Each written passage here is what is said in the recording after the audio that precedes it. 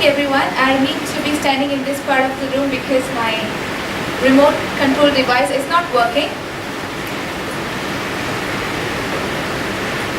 Ambuyat,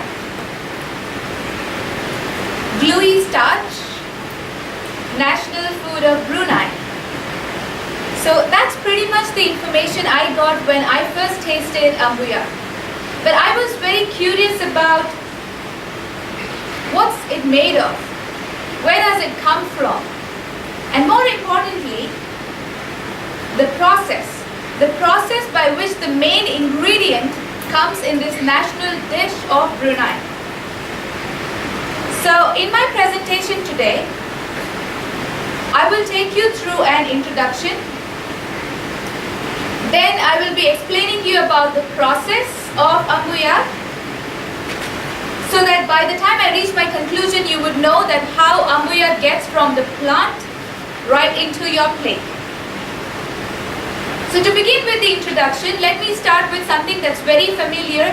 We know that Ambuyat comes from Ambulung, which is the sago powder, and the sago powder comes from the sago bark, the pith. Essentially, the pith contains the starch or carbohydrate which has to be extracted. Now, this is the bark of a tree which is called Metroxylon sagu, and that's the scientific name. Like we human beings have a scientific name of?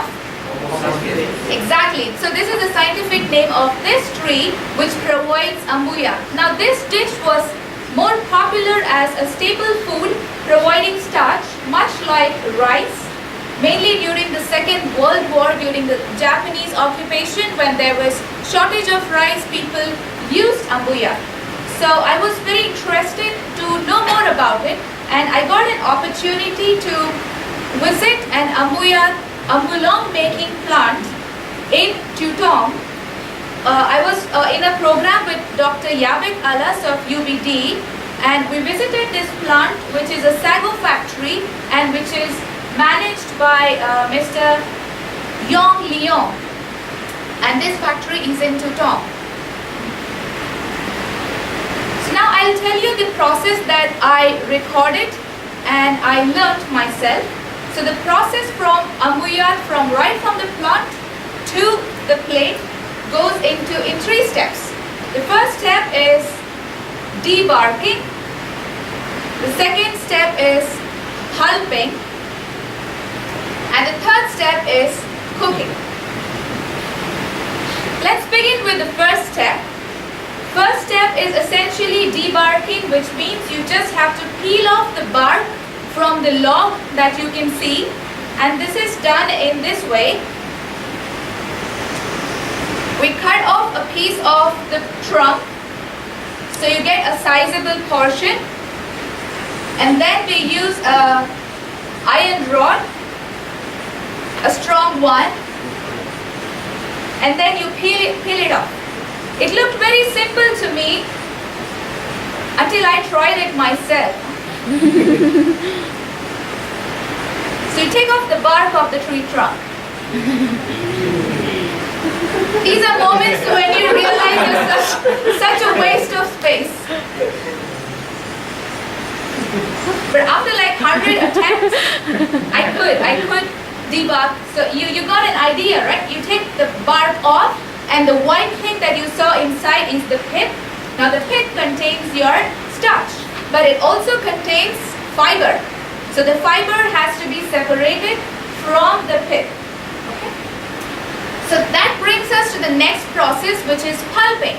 So what we do is we take the white material, put it in the machine, and then we blend it with water, and then we separate the fiber and the water that contains the starch.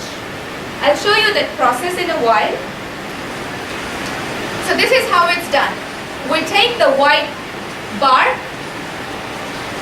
and then we put it inside the machine. You saw that it's chopped off. The machine grinds that portion of the bark, and then it's mixed with water. This equipment collects the fiber, and when the water is dripping, the water collects the starch. This water is then allowed to settle in a tank like that over a period of 24 to 48 hours. After that, the starch settles at the bottom. Why does starch settle at the bottom? It's denser. It's heavy, but why is it not dissolving? Because Starch does not dissolve in cold water. Scientific explanations will be given later. So the starch settles down at the bottom.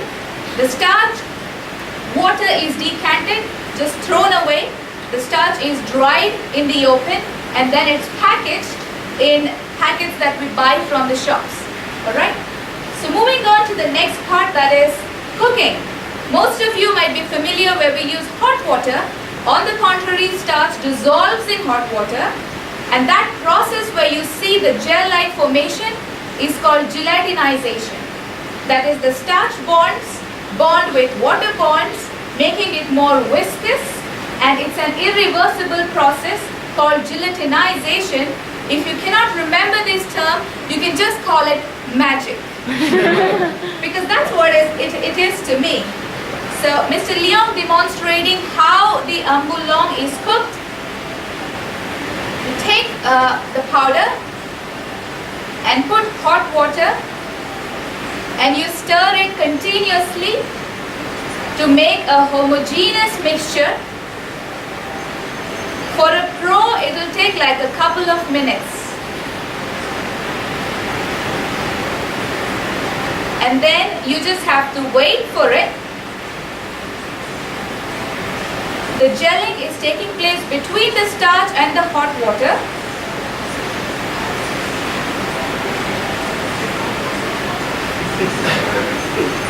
Wait for it. And after a couple of minutes, wait for it. Yeah, it gels.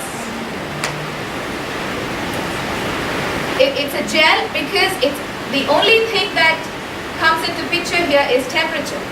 When the temperature is optimal, the gelling reaction happens, and it's an irreversible process.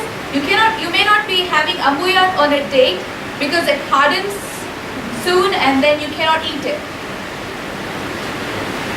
And you know what to do after that. You just have to take it with prawns called chandas, and then you mix it with a side dish and eat it. So that's the way you make ambuyat, right from the plant to your plate. So it's green because it comes from a starch from a plant source which is stored in the bulb, and most of it is water. So when you eat it, it keeps the body hydrated, which is mainly required in coastal regions where we lose a lot of water due to humidity.